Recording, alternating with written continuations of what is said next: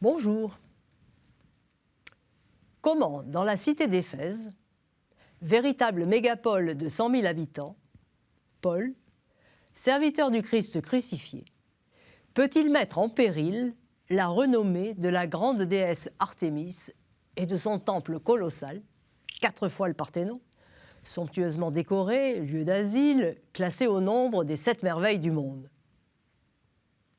Certes, l'apôtre a su tirer le meilleur parti de la situation géographique et politique de la cité. Il prend soin de la communauté chrétienne, il enseigne, il écrit des lettres, il organise des équipes qu'il envoie vers les communautés de Grèce ou d'Asie. Il veille à la diffusion de la bonne nouvelle dans les environs, notamment à Colosse. Justement, devant ce rayonnement de l'Évangile qu'il juge menaçant, Démétrios, le chef de la corporation des orfèvres, prend les devants et s'emploie à persuader ses associés que Paul est en train de ruiner la profession. Sa démarche est bien accueillie car tous, orfèvres qui fabriquent des statuettes à l'effigie de la déesse, marchands de viande pour les sacrifices, marchands de peaux d'animaux, tous tirent de juteux profits du temple et n'entendent pas qu'un individu venu de Tarse s'immisce dans leur commerce. Démétrios réussit à enflammer le plus de monde possible, au point que pour défendre la renommée de la déesse dont la cité d'Éphèse est la gardienne, la foule se rassemble dans l'immense théâtre d'une capacité de 24 000 places, à la fois lieu de culture et de manifestation politique. La foule prend même en otage 2 compagnons de Paul, Gaius et Aristarque. Paul, accusé de sacrilège ou d'impiété, voudrait se présenter devant l'Assemblée. Cependant, des croyants et des responsables politiques et religieux de la province romaine d'Asie l'en dissuadent.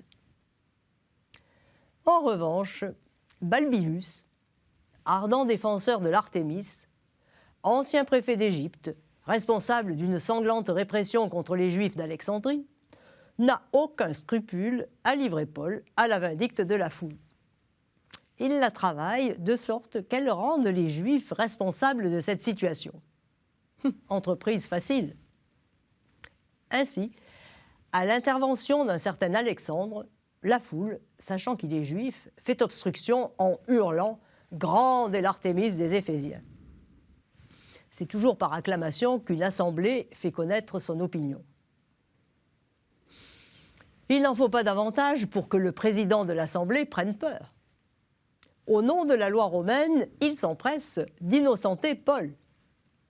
Puis, il se retourne contre la foule en la menaçant.